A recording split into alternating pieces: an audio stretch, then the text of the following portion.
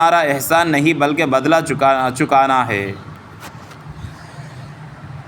ప్రవక్త హజరత్ సహల్ ఇబ్న్ ముఆజ్ రజియల్లాహు తఆలా గారు చెప్తున్నారు. అతను వాళ్ళ నాన్నగారితో విన్నారు. ఏమని? ప్రవక్త ముహమ్మద్ సల్లల్లాహు అలైహి వసల్లం గారు చెప్పారు, ఎవరైతే తన కోపాన్నిపై కంట్రోల్ చేసుకుంటాడో, తన కోపం వచ్చేసింది, ఎవరైనా మజ్లిస్లో ఎక్కడైనా హఠాత్తుగా 2 మాటలు చెప్పేశాడు, నువ్వు ఒక చంపదెబ్బ తీసుకొని కొట్టేశాడు, తిరిగి కొట్టే శక్తి కూడా బలం కూడా ఉంది, తిరిగి చెప్పే కూడా బలం కూడా ఉంది, ఆయన ఏమి ఇబ్బంది కాదు తిరిగి చెప్పినా కానీ. అయినా కానీ ఆ బలాన్ని, ఆ కోపాన్ని తాగేశాడు. తన కోపాన్ని ఏంటంటే తాగేశాడు. తాగేసుకుని తన సైలెంట్గా ఉన్నాడు, అక్కడ ఏం చేయకుండా ఖామోష్ అయిపోయాడు. అట్లాంటి వ్యక్తికి ఏమవుతుందంటే అల్లాహ్ తాలా రేపు హషర్ మైదాన్లో అందరు నిలబడి ఉంటారు. అందరు నిలబడి ఉన్నప్పుడు ఆ వ్యక్తిని అల్లాహ్ తాలా పిలుస్తాడు. పిలిచి, ఇక్కడ హూర్లు ఉంటాయి, స్వర్గంలో లేడీస్ ఉంటారు, వారి పేరు ఏంటంటే హూర్ అని చెప్తారు.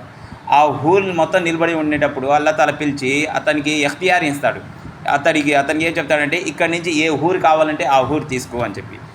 ఎందుకు ఇస్తాడంటే, ఎందుకంటే ఇతను తన కోపాన్ని, తనకు కోపం తెచ్చేలాగా అతనికి తన మీద కొట్టినా, తన మీద ఏదైనా బూతులు తిట్టినా కానీ తన కోపం రివెంజ్ తీర్చుకోవచ్చు, అంత శక్తి ఉంది కానీ అతను తీర్చుకోలేదు. అతను తన మనసుని, తన నఫ్సుని ఏంటంటే తొక్కేశాడు.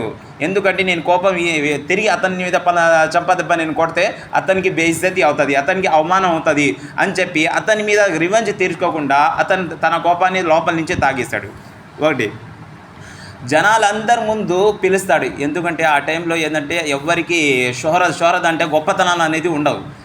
ఎవరికి గొప్పతనం వస్తుంది? జనాలు అందరి ముందు అల్లాహ్ తాలా పిలిచి, ఈ గొప్పతనం ఏంటంటే ఈ ఊరు ఇచ్చేది గొప్పతనం కేవలం ఒక కోపం వచ్చేటప్పుడు దాన్ని తాగేసేవాడికి అల్లాహ్ తాలా ఈ గొప్పతనం అనేది ఇస్తాడు.